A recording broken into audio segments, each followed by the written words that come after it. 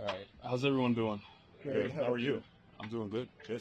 All right. So I'll jump right in, kind of update on topics that have happened since the last time I spoke. So first, I just want to congratulate all of our guys that got into the Hall of Fame. I know our fans have been waiting, and they've been waiting for a long time. So I know the entire organization's really excited for them. Flew stated yesterday, excited about our coaching staff we put together moving forward. Shane and Eric and the rest of the crew, we're in good hands. They're going to do a really good job. I think Coach hit on all the topics, teachers, communicators. Shane's got a really good feel for both the run and the pass game. Ability to adapt and adjust to the things that we're looking for. So we're really pumped about that. Cody and Eddie, I know we put out a piece on them, but just want to say thank you to them for what they've done for the Bears. We felt like it was the right time to give them an opportunity to go test the market, see what's out there for them. I wanted to do right by them and do it as early as possible so they can put their plans in place. But really thankful for their leadership and everything they brought to the organization. Jaylon Johnson, in the process of getting Jaylon Johnson done, conversations are going well at this time. We feel like we've done a really good job kind of coming to the table strong, showing the respect that he's due just in terms of his production through his career, and really an emphasis on the turnovers that he created this past year. Our expectation is that's going to continue to go as he's with the Bears. When I say coming strong, it means cash flows are strong, guarantees are strong. The term is strong for him. Being hit with his age, there's a really good opportunity for him to go back to the market again, and continue to earn money and play well, and hopefully that's with the Bears for a long period of time. So I'm excited about that. Like I've said about those deals all the time, it takes two to tango, and you got to find a place that everyone feels comfortable with. So I feel really good about that situation. Now, the hot topic, the first pick, quarterback situation. Contrary to reports out there, I have no master plan to present to everyone today. This is an opportunity for us to continue to gather information, learn about the different players in the draft, listen to what opportunities could come up. And then at the end of the day, we're going to make the best decision that we can for the Chicago Bears. It will not be based on fear of what could happen with this and what could happen with that. We're going to put our information together and make the best decision, because at the end of the day, we'll always throw our decision-making against kind of our core kind of deal, which is win championships and sustain success for a long period of time. There's a lot that goes into that, but we're excited to gather that information and create clarity as we go along. Right. So, what is your, if you decide to draft a quarterback, what is your motivation to trade Justin before free agency starts, knowing that there might be a premium on that? Yeah, again, it just depends on what opportunities pop up. I will say this, I think you guys know me well enough now. If we go down that road, I want to do right by Justin as well. No one wants to live in gray. I know that's uncomfortable. I wouldn't want to be in that situation either. So we'll gather the information. We'll move as quickly as possible. We're not going to be in a rush, and see what presents itself and what's best for the organization. Did you talk to him? I know he made those comments last week about kind of living in limbo on this. Have you had conversations with him about where you guys are at right now in that process? Yeah, so I've always felt, and I told him this after the season when we had our exit meetings, that transparency and communication is key in these moments, and I told him we will do that.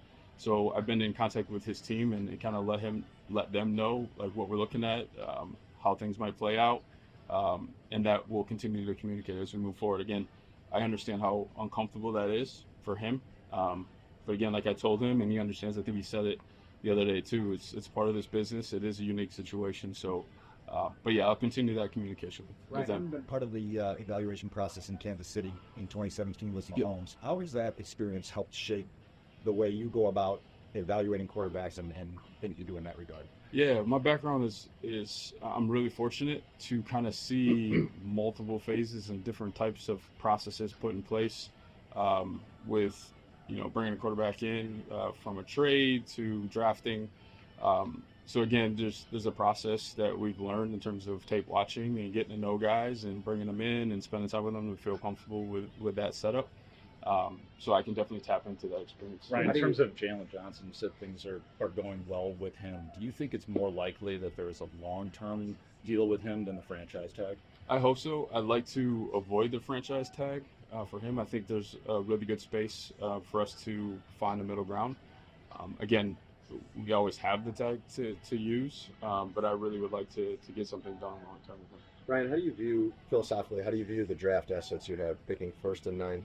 You would theoretically be targeting star players if you kept those picks versus converting those into more picks, but they are lesser picks. Yeah, that goes into the equation, right? I mean, you got to look at what's there in that area and in terms of drafting. Again, you got to listen to the trade. Like, you don't trade back 1, trade back 2, trade back 15. Like, that changes the dynamic based on where the board is set up. I think I talked about that last year. We'll end up counting the guys in certain spaces that we feel like can be impact players for our team.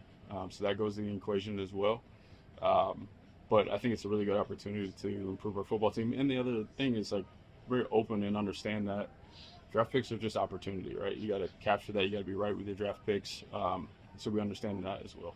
Just on the process of evaluating the quarterbacks, obviously at the top of the draft, there have been a lot of misses at quarterback position. What have you maybe learned about what goes into making a player, a great quarterback at the next level? Yeah, there's a lot there, right? It's like, what's the infrastructure look like? What's around the player? I think that's key, and I think that's probably messed with the numbers a lot when you're talking about the top of the draft. I think that's what makes our situation unique and why we have to really do a deep dive into it. I think the person is a huge part. I've talked about that a lot. What's the makeup, the leadership? How do they handle pressure? How do they handle pressure in a big city like ours? So a lot of those factors go in. Ryan, I know you said you weren't going to make a big reveal today in terms of what you're doing. I have nothing to reveal at all. No, I totally. I wish I did. Yeah, I know. That's what I wait. Yeah, that's what I wait. I totally understand that. But do you have an idea, like, what's the percentage of what you think you know right now ahead of the combine? Like, how important is the combine in making the decision? Yeah, right now it's like 100 different scenarios that you go down and try to plot out, and you're forecasting forward to see what's going to work out and probabilities and things like that. But at the end of the day, the human being part, getting to know someone, getting to know a group of people is really going to determine that. There's going to be options that pop up all the time that you don't see coming. I think I said it last year, like, something will happen at some point in the next few months that no one expects. Right. So you got to be on your toes for that. So the picture will change as we go. If you trade the number 1 mindset this year with the number 1 overall picks and what you had last year, have you tried? No, I mean, it's unique, right? But I would say our approach is exactly the same in terms of we got to look at every option and determine what is best for our team. Obviously, we chose to trade back last year, and I think that helped our team out a lot. So again, we'll do a deep dive and see how it plays out. When you're evaluating the podcast, like, we can gather information. Do you have any concern at all that Dylan Williams or the team around don't want to play in Chicago? No concerns about that at all. I would love to know why, if that was the case. Like I said, I think as a young quarterback, and I've been around it, the infrastructure is important, and I think we've made really good progress in terms of having really good infrastructure for whoever were to come in, or if Justin were to stay here as well. In terms of your quarterback evaluation when you were in Kansas City, Cliff Kingsbury said that Patrick Mahomes and Caleb Williams are eerily similar. When you watch the tape, do you see that? There's pieces that are similar. Obviously, the one that stands out to everyone is just different arm angles. That's a unique trait. Not a lot of guys can do that. I'll give Jeff King, who's on my team, credit. He painted a picture of, there's 2 types of quarterbacks. There's artists and then there's surgeons. So within that group, you can kind of see who's the artist that's really creative. It doesn't draw within the lines, where there's more of surgeons who are, like your typical, like the Bradys and Paytons. So you kind of branch them out on those buckets and go from there. So that's where they're similar. Is there a percentage you prefer with artists and surgeons? No. Winners. Yes. If you do move off the number 1 pick, we've heard crazy, we've heard historic, all those adjectives used for the amount of compensation you'd need. What are you looking for? Yeah, it's hard to say right now, but it's got to help our organization significantly to move around, because we saw what it did last year, and I'm looking for that type of return to continue to improve our football team. When do you want to know what you're going to do? Tomorrow.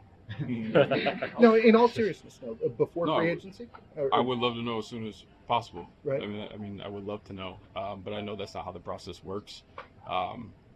There's sure before free agency would be good. Like I said, I'm also taking, if we were to do something with Justin, like I want to do right by him. And I know, again, living in that gray space, you would want to do something sooner rather than later. But just like I talked about with contracts, it takes 2 teams to figure that out. But at the same time, we're also trying to figure out the draft process as well. So there's a lot of different things with different timelines going, and that's what makes it a little Ryan, bit if difficult. part of your process over the next 6 weeks, what do you see as the best ways for you to evaluate the wiring of quarterbacks? And what do you like to do to learn who they are? Yeah, spend time. Spend time. That's, right, any type of relationship, it's time on task and just kind of getting to know the personality. There's been a ton of information gathering from my team, just in terms of teammates, coaches, things like that.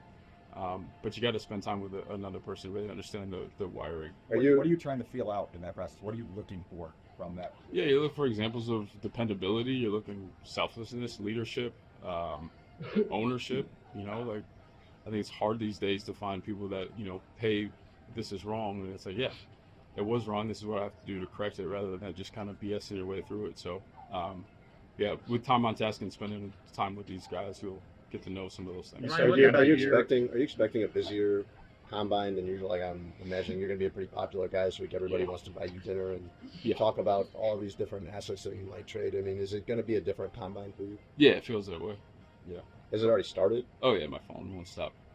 How aggressive are people with fishing for information from other teams to see what you know? Yeah, it's it starts slow. We were at the Senior Bowl. I know people are kind of poking around. I haven't had like big time conversations with anyone, but everyone wants to take a temperature of what's going on. So I have someone approaches you here. Yeah. How would you say last year's trade worked out for you guys, for the Panthers, and even Houston that didn't get the number 1 pick? Yeah, I'll only comment on us. I thought it worked out really well. Just adding 2 good players like Darnell and DJ. Had no idea this would work out where it'd be the first overall pick, but I would say that's successful.